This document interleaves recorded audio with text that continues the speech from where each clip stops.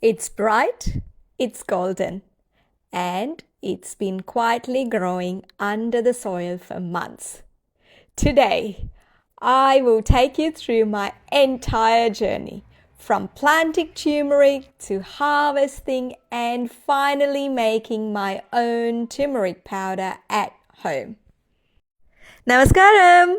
I'm Srideep and this is Blossom Your Way, where we focus on growing what matters. If you want to grow turmeric, you can either buy the rhizomes or you can purchase the plant itself. We usually plant turmeric rhizomes in August, but September works fine too.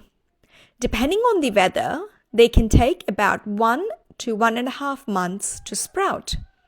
This season, we planted in August 2024, and by July 2025, it was time to harvest. This year was special. We also had one plant pop up unexpectedly in our raised bed. And we even got to see the amazing turmeric flower. It was such a beautiful surprise. Now, how do you know when to harvest your turmeric? Because it's a long growing season, right? So I'll show you here. As you can see here, it needs to completely die off. Except for dry leaves, nothing else. You can't really see much on the plant. That's when you know that your turmeric is ready to harvest. At this point, either you can leave it for a bit longer or you can harvest like we did here. Now, as I mentioned to you, we had 2 sets of harvests. So first, I'll show you what we did with our pots. Now, this pot is an 89 litre pot. And you can see how root bound this pot got. We only planted about a couple of rhizomes and we were amazed by how much harvest we got. Now I tried to dig it in with fork first, as you're seeing here. I was struggling, but I had to give up. Then I got a tarp. I laid the tarp in our driveway and then I just put the pot in and then just dump the whole soil in and then freed the turmeric. Now, the soil is not clay soil, it is perfectly healthy and fine. Can you smell that? However, we have had rains for almost 1 week that week when we were harvesting, and we had more predicted rain, and that was one of the reasons why I wanted to get the turmerics out sooner. And the second pot was even heavier, so I got my husband to help me with the second pot. So here he is doing this, as you can see here. Even this pot was also very, very root bound. Then we freed the turmeric, we got it all out. And then we also harvested the turmeric from our raised bed. Now, I have no idea whatsoever how a turmeric rhizome even ended up here. But you know, because we compost, I'm not sure, maybe from last year when we composted some of the turmeric, if it didn't look good, maybe it ended up in that bed and then that turned into an amazing productive plant. No idea. But what we found though is that the turmeric that grew by itself in the raised bed seemed to produce really larger and fatter rhizomes. So I'm actually wondering if this year what I plan to do is to do 2 sets. One in the pots as I would normally do, and the other I'm going to put them in the raised bed just for comparison to actually see, and then I would love to be able to let you guys know how you can grow more turmeric. In the raised beds, as you can see, I've loosened the soil first with garden fork, and then gently we tried to pull them out by hand because I just didn't want to accidentally poke into the turmeric, because you know we would be making it into an edible powder and I didn't really want any dirt to get in where possible. So yeah, the entire process did take more than half an hour to about 40 minutes as we were patiently doing between all of the beds, like 2 pots in the bed. I'm trying to just show you the highlights here, but if you would like to actually visually see more, please let me know and I would love to be able to share. And once I've harvested the turmeric, I soaked the rhizomes overnight to loosen any dirt. And then as you can see here, what we did is we turned the tap on, we soaked the turmerics overnight. So we harvested all of this on Saturday, and then we just soaked it overnight just so all the dirt can loosen up. In that way, then it is easier to clean and I'm not wasting too much water. So we soaked it up, and then what we did was on Sunday, we just took out the clumps and then we just put it in our deck area, just out on a table, just for it to air dry a little bit. Now, because July is really winter months for us, the temperature wasn't too much, so it was okay to leave it out there to air dry. And we can only do things during weekend really. Weekdays can get quite busy. So we just let them out there, but the temperatures were really low, so it was okay to leave it. But if you're in our situation and it is hot or humid or anything like that, I would suggest you probably just put it in like dry sand, or maybe just wrap it up like in a paper towel or just like a normal towel, just to make sure that it is still moist and it's not just like out in the air drying out. And once we have done that, what I did is, this is following week, so 7 days after, I then actually sliced all the turmeric roots, and after that we started the process of actually utilizing the turmeric. So once I cleaned up all the roots, I did give them one more rinse. I just soaked them and made sure to check and make sure to remove any of the other dirt that got stuck. So I've made sure that it was all clean. And after that, now this was a tip from my mother-in-law. So she comes from a farmer's family. So she was telling me, last year she was here when we harvested the turmeric. So she was saying how you can preserve and the best way to be able to store it for long-term use. So she suggested to me that I had to make sure to boil the turmeric and then slice it up, or then once I boil, then to dry the rhizomes and then make a powder out of it so we can use it in cooking. Now in South Indian cooking, turmeric is mostly used every day. Like I almost use turmeric in any meal that I prepare.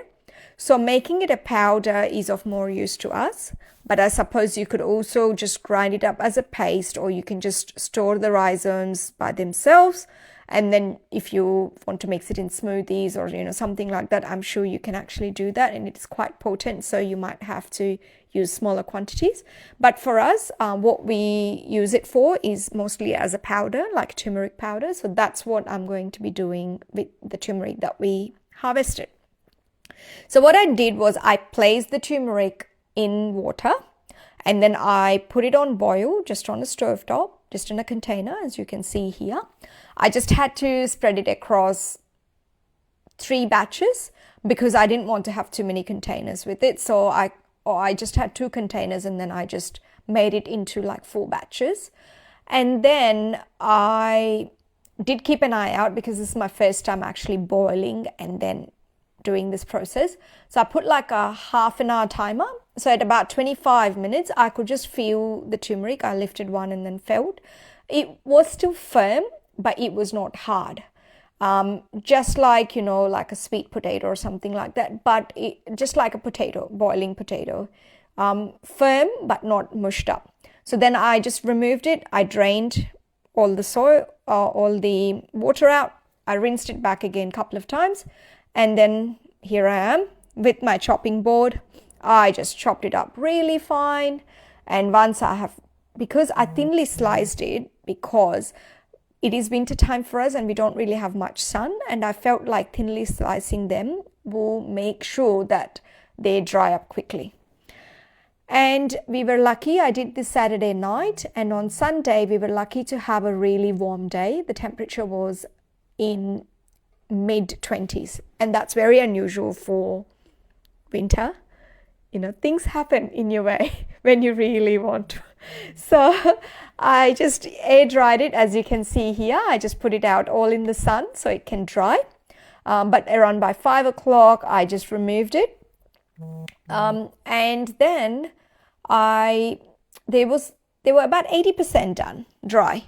So what I did was, in our oven, we have an option as gentle bake. So it's just more like small amount of heat and it's not like really hot. And I put it at 50 degrees. That was the minimum you can go. And gentle bake is already the way the oven works is very different to normal baking anyway. It's not conventional.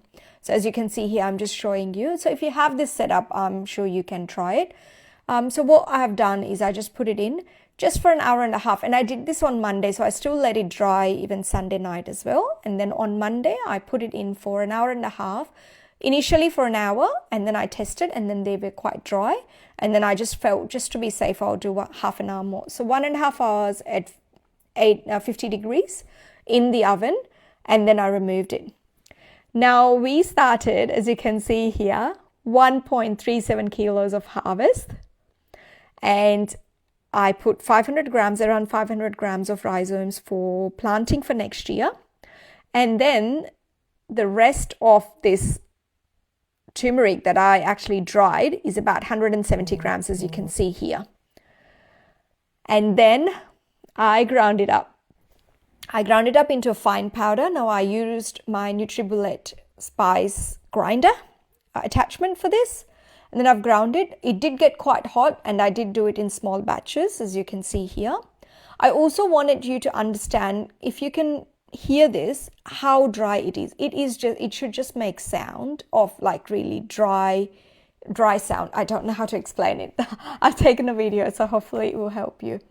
And then I actually powdered it, and my house was just filled with this turmeric flavor and fragrance, I should say.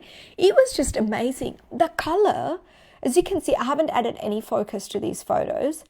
It is that vibrant. Now, I did have two types of turmerics. One was an orange one and was a yellow one.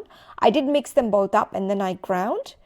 I don't know which one gave the most color, but it was just amazing. And I did end up getting 200 grams of turmeric powder. Now, it might seem like it's not really much, but this turmeric will last me for about 3 to 4 months, and I can already tell it is quite potent. So if I was using 1 tablespoon, for example, in a recipe, I think I could just make do with half tablespoon because it is very fragrant, very potent. And I've actually got a jar from last year that I had made it, but I didn't boil and do this process. I just dried it up and ground it up. I'll just show you what I had last year and this year, and that's when you'll understand why I'm so excited. I know it might feel like, oh, it's only 200 grams of turmeric powder, but it's a lot than last year, and that's how I just want to improve. For next year, I want to have it a bit more. So that's how we keep building. And then you want to make sure that you build up your rhizome supply as well, so that the more you plant, the more you can harvest as well. And now what I will be doing is I will be experimenting both with beds as well as with the pots. And then I'll keep you posted with the results. And now, I'm also showing you how we replanted those rhizomes. Always please make sure that the nodes are up. That's where the plant normally comes from. I mean, we don't really have to be very fussy. If this is your first time, I don't want you to feel that you might get it wrong, because the plants, they just find their way. It might just take a bit longer for it to sprout, but you can just, it will happen. So yeah, if you can just be careful just to make sure that the node is facing upwards like we did here, and then just plant it. It is very forgiving plant. It doesn't really ask a lot of you. Just make sure the soil is nice, healthy, plenty of organic matter. And then what I did was I just topped it up with some manure, compost every now and then, and just some fertilizer that I normally use for my plants. Nothing fancy. I will show you the fertilizing schedule as we progress through the season. So please make sure you follow the channel, and then so you can get all these updates. And as I always like to say, please keep growing what matters. It doesn't have to be perfect. It just has to begin. Now, if you found this video useful, please hit the like button. Please subscribe to our channel. And if you have any friends or family that love gardening, please share it with them so they can learn and join us on that journey as well. I will see you all in the next episode. Until then, keep growing. Thank you.